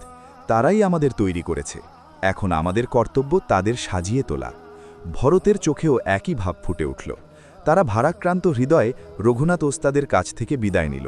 ওস্তাদ ভরতকে বুকে জড়িয়ে ধরে বললেন, যা বেটা, তোর এই শিল্পকে কোনো কারখানার দেয়ালের মাঝে বন্দি করে রাখা অন্যায় হবে। তুই যা এবং পৃথিবীকে দেখিয়ে দে যে এক নিষ্ঠ ভক্তের হাতে কত শক্তি থাকে। তিনি ভরতকে নিজের সবচেয়ে দামি তাঁতটি উপহার দিলেন এবং সাথী সেই বিরল সুতোগুলোও দিলেন যা সাধারণত কেবল রাজকীয় পোশাকের জন্য ব্যবহৃত হতো। অযোধ্যা ও ভরত তাদের জমানো পুঁজি গুছিয়ে নিল এবং কিছু প্রয়োজনীয় সামগ্রী নিয়ে নিজেদের শিকড়ের টানে রওনা দিল। বহুদিনের যাত্রার পর যখন তারা রামপুরা গ্রামের সীমানায় পৌঁছল, তখন দৃশ্যটি সেই আগের মতোই ছিল, সেই খরা, সেই দারিদ্র্য আর সেই নিস্তব্ধতা। কিন্তু এবার অযোধ্যা ও ভরতের হাঁটার মধ্যে এক আত্মবিশ্বাস ছিল যা আগে কখনো দেখা যায়নি। যেমনই তারা তাদের সেই পুরনো ঘরের সামনে পৌঁছল, দেখল মাতা সুমিত্রা আজও সেই দরজায় বসে আছেন, তার হাতে সেই পুরনো জপমালা আর ঠোঁটে সেই রাম নাম। সুমিত্রা মাতা যখন তার ঝাপসা চোখে দুই ছেলেকে দেখলেন, তার হাত থেকে জপমালা খসে পড়ল। তিনি টলমল পায়ে উঠে দাঁড়িয়ে দৌড়ে গিয়ে সন্তানদের জড়িয়ে ধরলেন। এই মিলন কেবল এক মা ও তার ছেলেদের ছিল না, এটি ছিল সেই অটুট বিশ্বাসের জয় যা বছরের পর বছর সেই কাঁচা উঠোনে বোনা হয়েছিল। গ্রামের মানুষ কৌতূহল নিয়ে দেখছিল। কেউ বলছিল, দেখো, শহর থেকে ফিরে এসেছে, বোধহয় সেখানেও টিকতে পারেনি। আবার কেউ তাদের আনা মালামাল দেখে অবাক হচ্ছিল। অযোধ্যা ও ভরত ঘরে পৌঁছেই সর্বপ্রথম শ্রীরামের সেই পুরনো কাঠের মূর্তির সামনে মাথা ঠেকাল। সুমিত্রা মাতা তার ছেলেদের মুখে এমন এক তেজ দেখলেন যা আগে কখনো ছিল না। অযোধ্যা মায়ের হাত ধরে বলল, মা, এখন থেকে আপনাকে আর কারো জমিতে খাটতে হবে না। আমরা এখানে আমাদের কাজ শুরু করব। আমরা গ্রামের মানুষকে বুনন শিল্প শিখিয়ে দেব এবং এমন বস্ত্র তৈরি করব যাই গ্রামের নাম উজ্জ্বল করবে। পরের দিন থেকেই দুই ভাই ঘরের পেছনের খালি জায়গা পরিষ্কার করতে শুরু করল। তারা সেখানে বাঁশ ও মাটি দিয়ে একটি ছোট তাঁতশালা তৈরি করল। রঘুনাথ ওস্তাদের দেওয়া তাঁতটি সেখানে স্থাপন করল এবং শহর থেকে আনা সরঞ্জামগুলো সাজিয়ে রাখল। তাঁতশালার প্রবেশদ্বারে একটি ছোট কাঠের ফলক লাগানো হলো, যাতে লেখা ছিল রাম কৃপা বস্ত্রালয়। সুমিত্রা মাতা নিজে সেখানে গঙ্গাজল ছিটিয়ে এবং প্রদীপ জ্বালিয়ে তাঁতশালার শুভ উদ্বোধন করলেন। তাদের উদ্দেশ্য ছিল স্পষ্ট, তারা গ্রামের নারী ও যুবকদের বুনন শেখাতে চায়, যাতে তারা স্বাবলম্বী হতে পারে এবং কারো ওপর নির্ভর করতে না হয়। কিন্তু গ্রামের পরিবেশ তাদের অনুকূলে ছিল না। যেমনি রামকৃপা বস্ত্রালয়ের কাজ শুরু হলো, গ্রামে তাদের নিয়ে ঠাট্টা তামাশা হতে লাগল। গ্রামের মোড়ে বসে থাকা লোকেরা হাসাহাসি করত, আরে দেখো, কালকের ছোকরারা এখন আমাদের কাপড় বোনা শেখাবে, শহরের হাওয়া লেগেছে ওদের গায়ে, সুতো দিয়ে কি ওরা রাজপ্রাসাদ বানাবে? গ্রামের সবচেয়ে ধনী ও প্রভাবশালী ব্যক্তি বিশ্বনাথ, যার পুরনো মহাজনী ব্যবসা ছিল এবং যে গ্রামের গরিব মানুষকে চড়া সুদে ঋণ দিত, সে এই নতুন তাঁতশালাকে নিজের ক্ষমতার জন্য সংকট বলে মনে করল। যদি গ্রামের মানুষ স্বাবলম্বী হয়ে যায়, তবে তার শোষণ কিভাবে চলবে? সে তার চাটুকারদের মাধ্যমে গ্রামে গুজব ছড়িয়ে দিল যে এই দুই ভাই শহর থেকে চুরির মাল নিয়ে এসেছে এবং এদের তৈরি কাপড় অশুদ্ধ, এগুলো পরলে অমঙ্গল হয়। মানুষ তাদের তাঁতশালার পাশ দিয়ে যাওয়ার সময় তুচ্ছ তাচ্ছিল্যের দৃষ্টিতে তাকাত। শুরুর কয়েক সপ্তাহ এমন কাটল যে তাদের কাছে একটি লোকও এলো না। তাদের জমানো টাকা ধীরে ধীরে শেষ হয়ে আসছিল।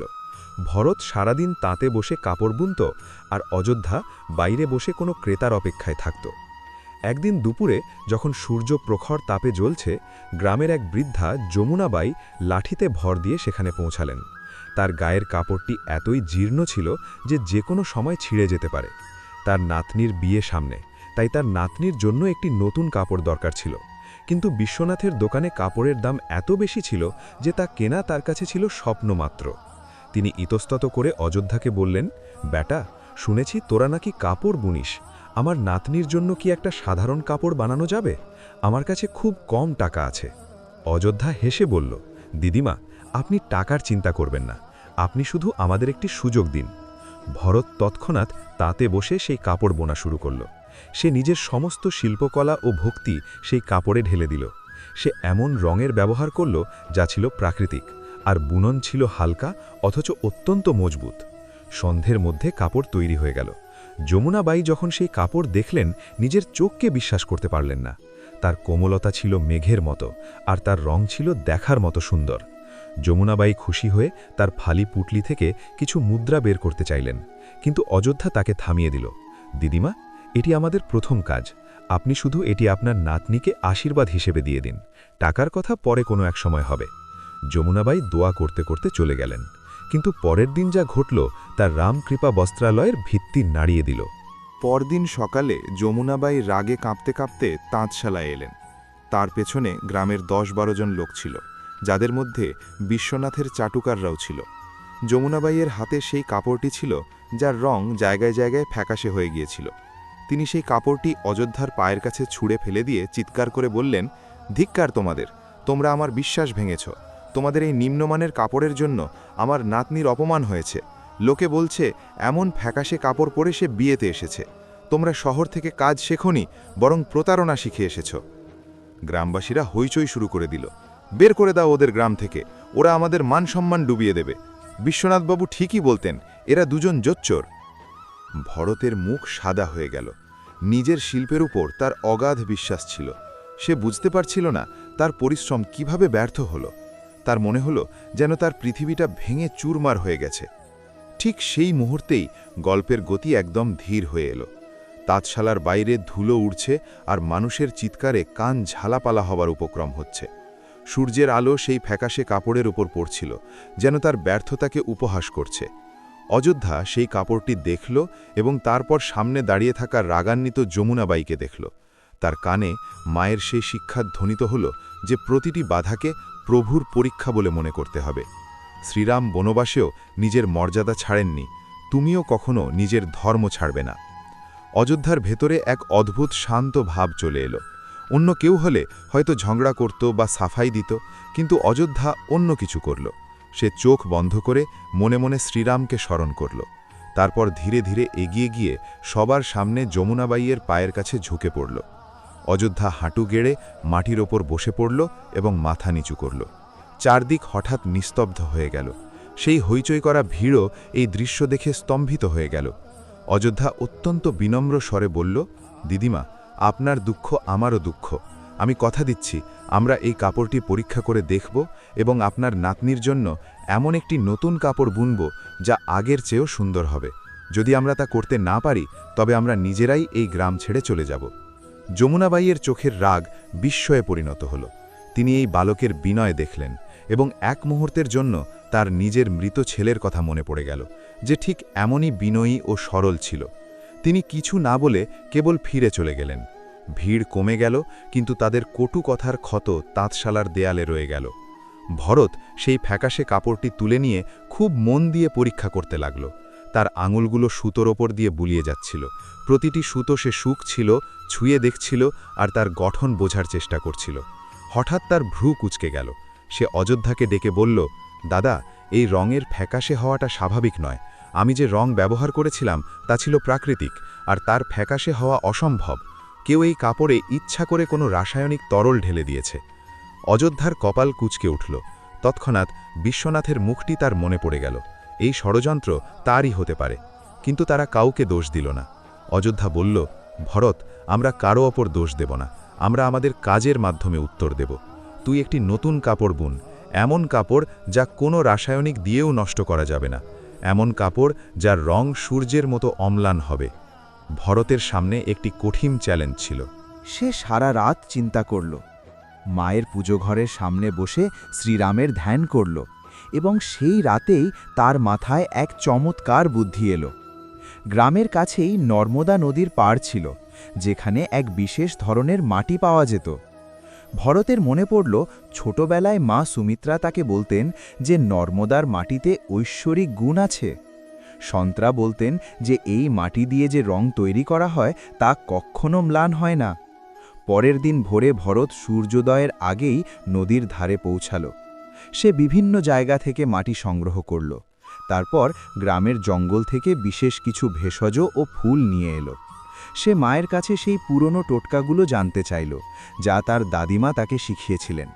সুমিত্রা মাতা বললেন যে আমাদের পূর্বপুরুষরা নর্মদার মাটিতে হলুদ, কেশর ও নীল মিশিয়ে এমন এক রং তৈরি করতেন যা 100 বছরেও ফ্যাকাশে হতো না।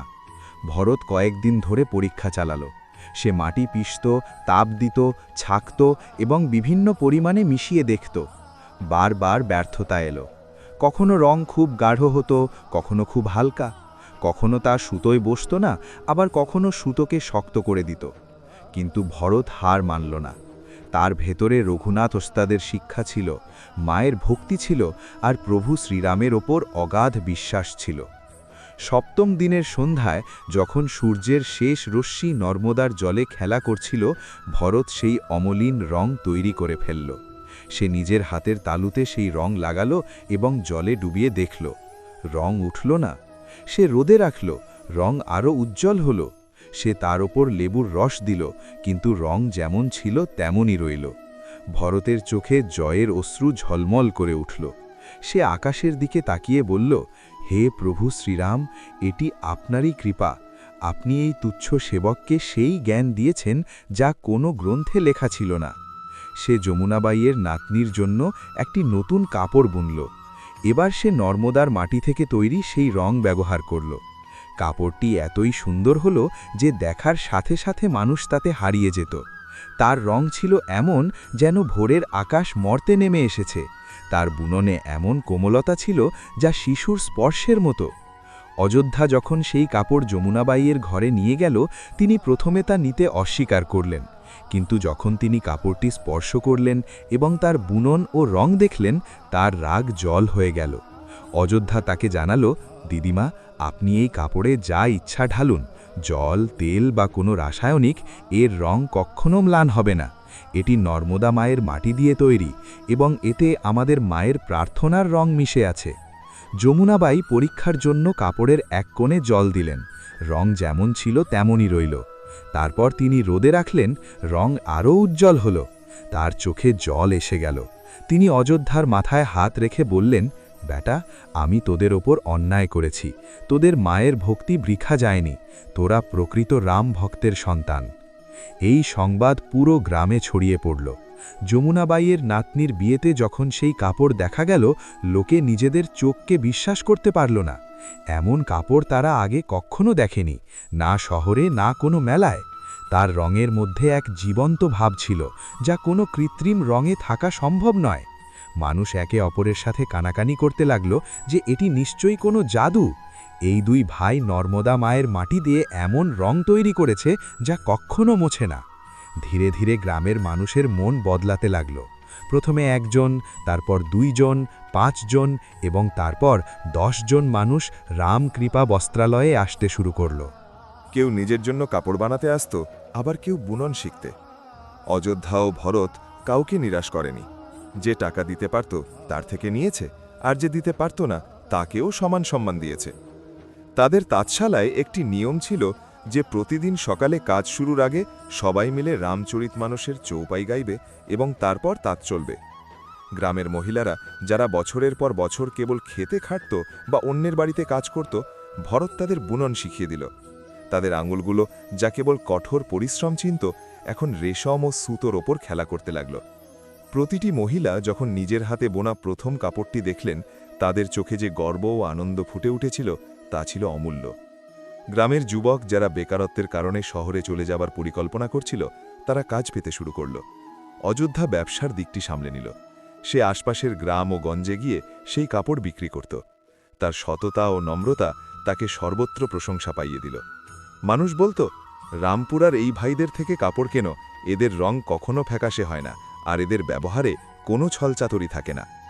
কিন্তু বিশ্বনাথ, যে গ্রামের সবচেয়ে বড় মহাজন ছিল, তার রাগ দিন দিন বেড়েই যাচ্ছিল। তার ব্যবসা মার খাচ্ছিল। মানুষ এখন আর তার দোকান থেকে দামি কাপড় কিনছিল না। বিশ্বনাথের চড়া সুদে নেওয়া ঋণের জাল থেকেও মানুষ মুক্তি পাচ্ছিল। কারণ এখন তারা রামকৃপা বস্ত্রালয় থেকে কর্মসংস্থানের সুযোগ পাচ্ছিল। এই দেখে বিশ্বনাথ এক চূড়ান্ত এবং ভয়াবহ ষড়যন্ত্র করার সিদ্ধান্ত নিল। এক রাতে যখন পুরো গ্রাম গভীর ঘুমে মগ্ন ছিল, বিশ্বনাথ তার 2 অনুচরকে পাঠিয়ে রামকৃপা বস্ত্রালয়ে আগুন লাগিয়ে দিল। আগুনের শিখা এতই তীব্র ছিল যে রাতের অন্ধকার যেন দিনের আলোয় পরিণত হল। অযোধ্যার যখন ঘুম ভাঙল, সে দেখল তার দীর্ঘদিনের স্বপ্ন, তার কঠোর পরিশ্রম আর ভরত ও তার ঘামে ভেজানো সেই তিল তিল করে গড়ে তোলা প্রতিষ্ঠানটি লিলিহান আগুনের শিখায় পুড়ছে। অযোধ্যা চিৎকার করতে করতে বাইরে দৌড়ে এলো। ভরত তার পিছু নিল। গ্রামের মানুষও জেগে উঠে ছুটে এলো, কিন্তু কিছু করার আগেই আগুন তাঁতশালার অধিকাংশ অংশ ছাই করে দিয়েছিল। তাঁতগুলো পুড়ে গেল, সুতোর স্তূপ ছাই হয়ে গেল, বোনা কাপড়গুলো যাতে শত শত ঘণ্টার শ্রম মিশেছিল সব ভস্মীভূত হল।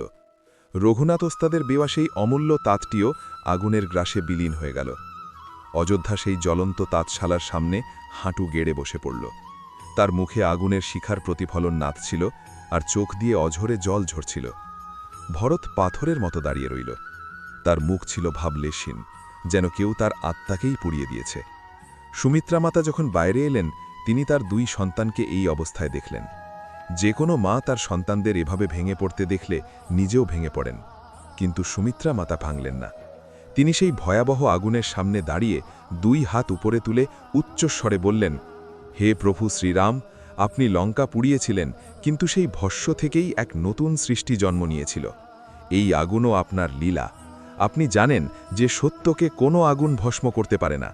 সীতামাতা যেমন অগ্নি পরীক্ষা দিয়ে আরও পবিত্র হয়ে বেরিয়ে এসেছিলেন, তেমনি আমার সন্তানদের সত্য এই আগুনের তাপে আরও উজ্জ্বল হবে। সুমিত্রা মাতার এই শব্দগুলো যেন সময়কে থামিয়ে দিল। আগুনের শিখাও যেন স্থিমিত হয়ে এলো। গ্রামের মানুষ যারা চুপচাপ দাঁড়িয়েছিল, তাদের অনেকের চোখ ভিজে উঠল। তারা অনুভব করল এই মায়ের ভক্তির মধ্যে কত শক্তি রয়েছে। আগুন হয়তো তাঁতশালা পুড়িয়ে দিতে পেরেছে, কিন্তু এই মায়ের বিশ্বাসকে নয়। অযোধ্য তার মায়ের কথা থেকে নতুন শক্তি পেল। সে চোখ মুছে উঠে দাঁড়াল। সে ভরতের কাঁধে হাত রেখে বলল, ভরত, ওঠ। আমাদের তাঁতশালা পড়েছে, কিন্তু আমাদের দক্ষতা পড়েনি, আমাদের ধর্ম পড়েনি, আর আমাদের মায়ের আশীর্বাদও পড়েনি। যতক্ষণ এই 3টি আমাদের সাথে আছে, আমরা আবার ঘুরে দাঁড়াব। পরের দিন সকালে যখন আগুন পুরোপুরি নিভে গেল, অযোধ্য ও ভরত ছাইয়ের স্তূপ সরাতে শুরু করল। তাদের হাত কালিতে মাখামাখি হয়ে গেল, পোশাক ধুলো আর ছাইয়ে ভয়ে গেল, কিন্তু তাদের সংকল্প ছিল আগুনের চেয়েও তীব্র। গ্রামের কিছু মানুষ যারা সত্যিই তাদের সাহায্য করতে চেয়েছিল, তারাও হাত বাড়াল। যমুনাবাই সবার আগে এলেন। তার পেছনে এলো সেই মহিলারা যাদের ভরত বুনন শিখিয়েছিল। তারপর সেই যুবকরা এলো যারা এখানে কাজ পেয়েছিল। একদিনেই ছাইয়ে স্তূপ পরিষ্কার হয়ে গেল এবং সেই স্থানেই পুনরায় নির্মাণ কাজ শুরু হলো। কিন্তু এবার কেবল অযোধ্য আর ভরত একা নয়, বরং পুরো গ্রাম তাদের সাথে ছিল। কেউ বাঁশ আনল, কেউ মাটি, কেউ নিজের সঞ্চয় থেকে কিছু অর্থ দিল, তো কেউ দিল নিজের শ্রম। যে তাঁতশালা 2 ভাইয়ের স্বপ্ন দিয়ে তৈরি হয়েছিল, তা এখন পুরো গ্রামের আস্থা দিয়ে পুনর্নির্মিত হতে লাগল। ইতিমধ্যে এক অপ্রত্যাশিত ঘটনা ঘটল। বিশ্বনাথের সবচেয়ে ছোট সেবক, যার নাম মঙ্গল, তার মন অনুশোচনায় দগ্ধ হচ্ছিল। সে ছিল সেই 2 জনের একজন যাদের বিশ্বনাথ আগুন লাগানোর জন্য পাঠিয়েছিল। মঙ্গল সারা রাত ঘুমাতে পারেনি। তার চোখে বারবার সুমিত্রা মাতার সেই মুখ ভেসে উঠছিল, যা আগুনের সামনেও অবিচল ছিল। তার অযোধ্য ও ভরতের সেই সরলতার কথা মনে পড়ছিল, যারা কখনো কারো মন্দ চায়নি। মঙ্গল দৌড়ে গ্রামের মন্দিরে গেল এবং শ্রীরামের মূর্তির সামনে নিজের অপরাধ স্বীকার করল। মন্দিরের পূজারী তাকে অযোধ্যার কাছে নিয়ে গিয়ে সত্য বলার নির্দেশ দিলেন। মঙ্গল কাঁপতে কাঁপতে আর রুদ্ধ কণ্ঠে অযোধ্যার সামনে দাঁড়িয়ে সব বলে দিল। কিভাবে বিশ্বনাথ ষড়যন্ত্র করেছিল, কিভাবে আগে যমুনাবাইয়ের কাপড়ে রাসায়নিক ঢেলেছিল, তারপর তাঁতশালায় আগুন লাগিয়েছিল। অযোধ্য সব শুনল। তার ভেতরে ক্রোধের আগ্নেয়গিরি ফেটে পড়ার উপক্রম হল। তার মুষ্টিবদ্ধ হাত আর চোয়াল শক্ত হয়ে গেল। তার মনে পড়ল ভাইয়ের সেই হতাশ চোখের কথা, যা জ্বলন্ত তাঁত দেখে পাথরের মতো হয়ে গিয়েছিল। তার মনে পড়ল মায়ের সেই কাঁপানো হাতের কথা, যা আগুনের সামনেও প্রভুকে স্মরণ করছিল। এক মুহূর্তের জন্য সে ভাবল বিশ্বনাথকে তার কাজের শাস্তি দেবে, কিন্তু সেই মুহূর্তেই কানে বেজে উঠল মায়ের সেই শিক্ষা। শ্রীরাম শত্রুর প্রতিও করুণা দেখাতেন। তিনি রাবণের মৃত্যুর পরও তার শেষকৃত্য করিয়েছিলেন, তুমিও কখনো কারো প্রতি বিদ্বেষ রেখো না। অযোধ্য চোখ বন্ধ করল, একটা দীর্ঘশ্বাস নিল, এবং যখন চোখ খুলল তাতে রাগ নয় বরং এক গভীর শান্তি ছিল। সে মঙ্গলকে নিজের কাছে টেনে নিয়ে বলল, মঙ্গল, তুই সত্য বলে আজ এমন কাজ করেছিস যা বড় বড় বীরেরাও পারে না। তোর অপরাধ আমি ক্ষমা করলাম, কিন্তু তোকে এক শর্তে ক্ষমা পেতে হবে। আজ থেকে তুই এই তাঁতশালায় কাজ করবি, তুই বুনন শিখবি এবং নিজের হাতে সেই সৃষ্টি করবি যা তোর হাত ধ্বংস করেছিল।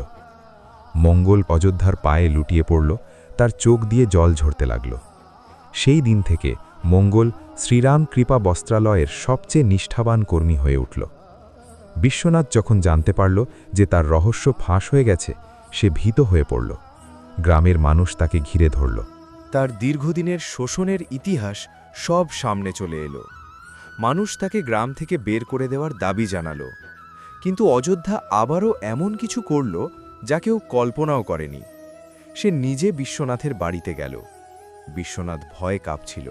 সে ভেবেছিল অযোধ্যা প্রতিশোধ নিতে এসেছে, কিন্তু অযোধ্যা শান্ত স্বরে বলল, বিশ্বনাথবাবু, আপনি আমাদের সাথে যা করেছেন তার শাস্তি দেওয়া আমার হাতে নেই, তা প্রভু শ্রী রামের হাতে।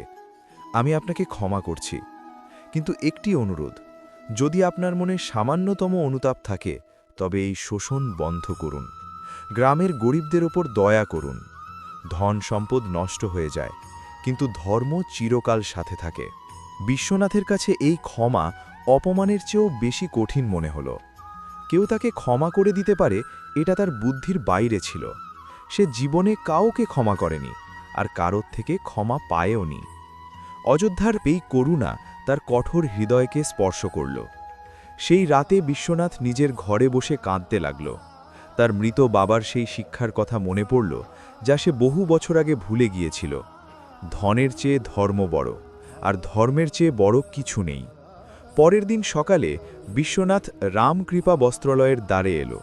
তার হাতে ছিল একটি থলি, যাতে তার সঞ্চিত অর্থের বড় একটি অংশ ছিল। সে অযোধ্যার সামনে সেই থলি রেখে বলল, বেটা, আমি যা ভেঙেছি তা গড়তে এটি আমার সামান্য অবদান, আমাকে ক্ষমা করো। অযোধ্যা তাকে বুকে জড়িয়ে নিল। এই মুহূর্তটি রামপুরা গ্রামের ইতিহাসে সবচেয়ে গুরুত্বপূর্ণ ছিল।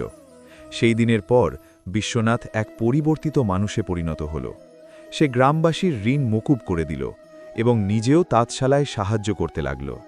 তাঁতশালার পুনর্নির্মাণ সম্পন্ন হল এবং এবার তা আগের চেয়েও বড় ও সুন্দর হল। গ্রামের প্রতিটি পরিবারের অবদান ছিল এতে। এখন তা কেবল দুই ভাইয়ের তাঁতশালা নয়, বরং পুরো গ্রামের আশ্রয়ে পরিণত হয়েছিল। ভরত গ্রামের মহিলাদের নর্মদার মাটি থেকে রং তৈরির কৌশল শেখাল। অযোধ্যা যুবকদের ব্যবসা ও ব্যবস্থাপনার শিল্প শেখাল। ধীরে ধীরে রামপুরার বস্ত্র দূর দূরান্তে বিখ্যাত হতে লাগল। একদিন এক বড় ব্যবসায়ী তার দলবল নিয়ে গ্রামে এলেন। ইনি সেই সুদর্শন যাকে দেখে বহু বছর আগে অযোধ্যার মনে শহর যাওয়ার ইচ্ছা জেগেছিল। সুদর্শন রামকৃপা বস্ত্রালয়ের কাপড় দেখলেন এবং অবাক হয়ে গেলেন। এমন রং তিনি কখনো দেখেননি, এমন বুনন কখনো স্পর্শ করেননি। তিনি তৎক্ষণাৎ বিপুল পরিমাণ কাপড়ের ফরমাশ দিলেন এবং বললেন, এই কাপড় আমি রাজধানীর সবচেয়ে বড় বাজারে বিক্রি করব।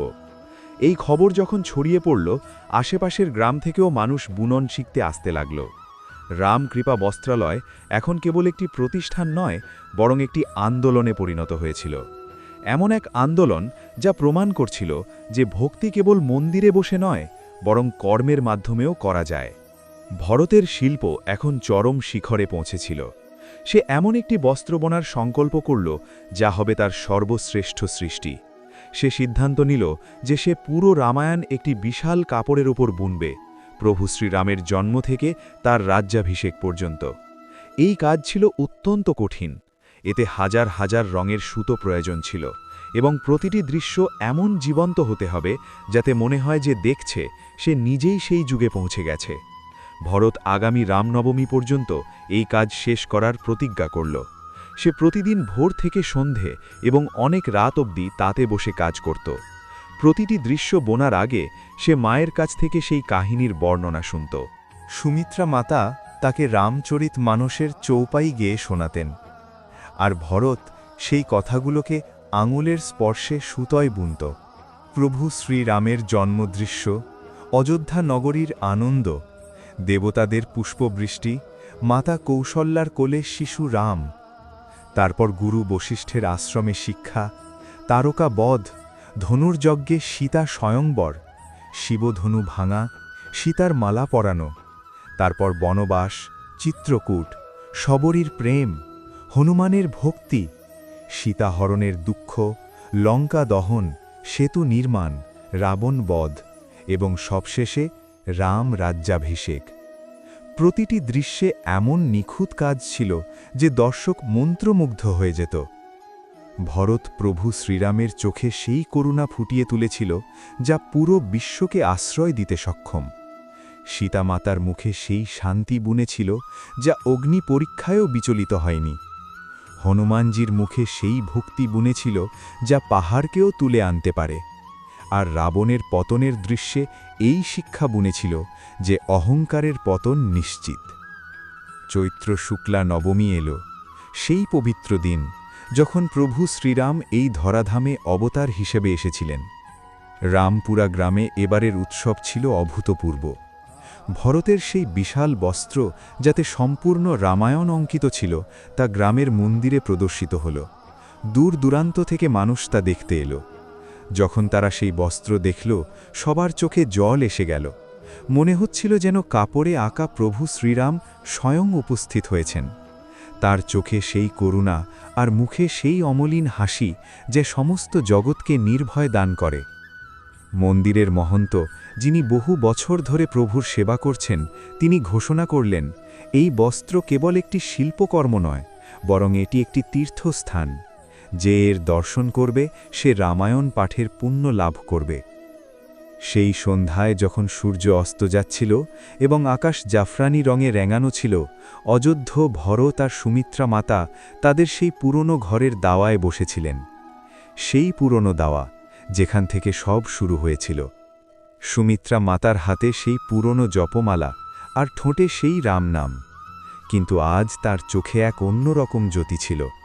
তার শুষ্ক আর কুচকানো মুখে আজ এক দিব্য হাসি ছিল। অযোধ্য মায়ের চরণ স্পর্শ করে বলল, মা, এই সব আপনার ভক্তির ফল। আপনার রাম নামই আমাদের এই যোগ্য করে তুলেছে।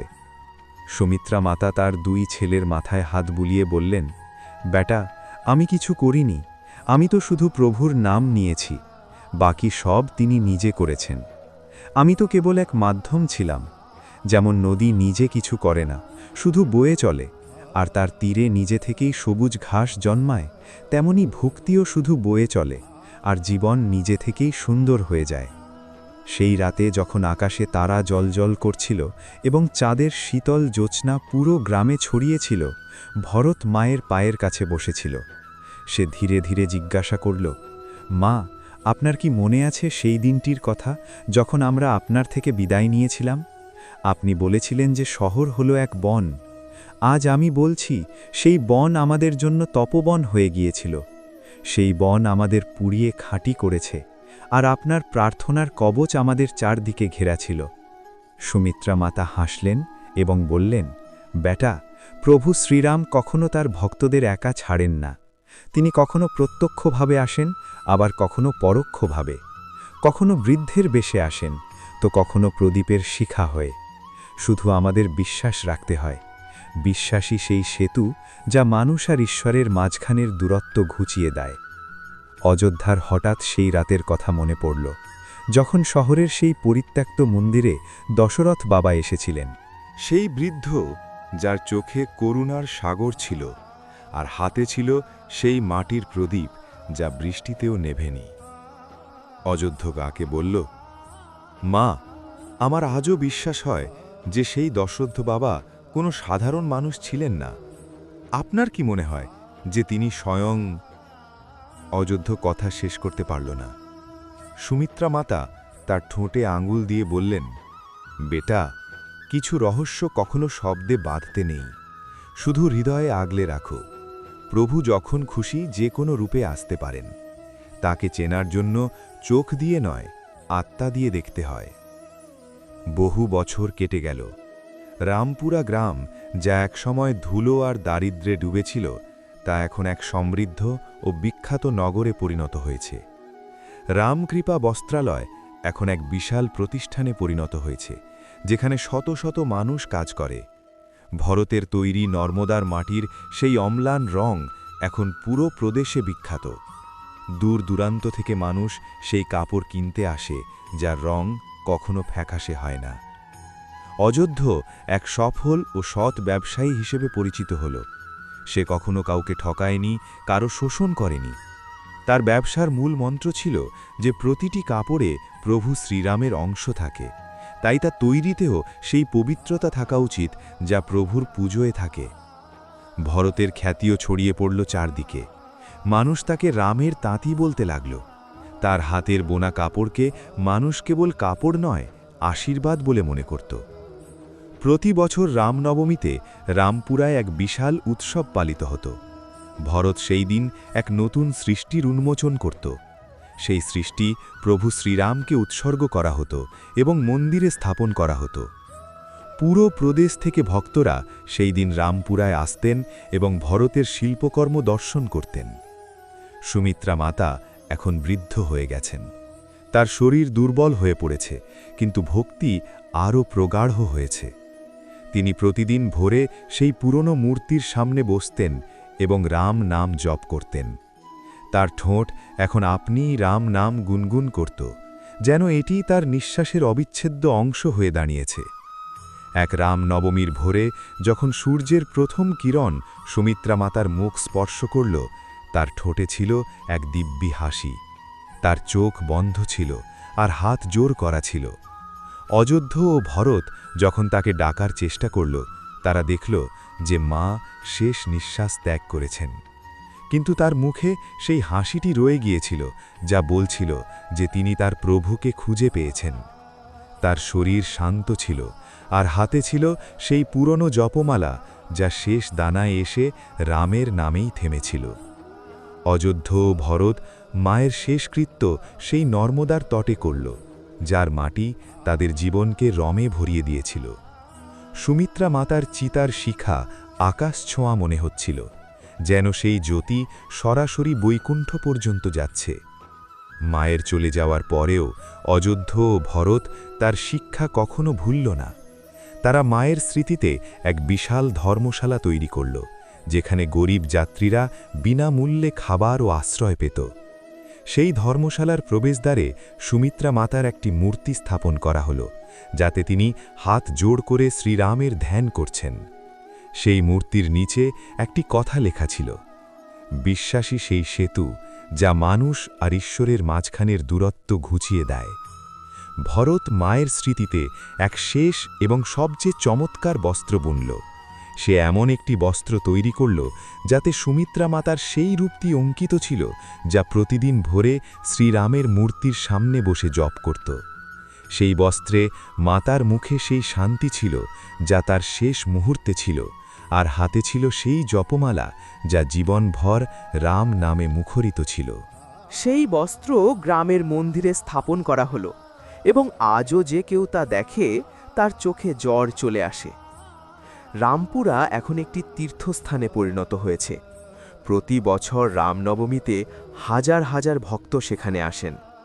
তারা ভরতের শিল্পের দর্শন করেন, রামকৃপা বস্ত্রালয়ের কাপড় প্রসাদ হিসেবে বাড়িতে নিয়ে যান, আর সবচেয়ে বড় কথা হলো তারা সুমিত্রা মাতার কাহিনী শোনেন।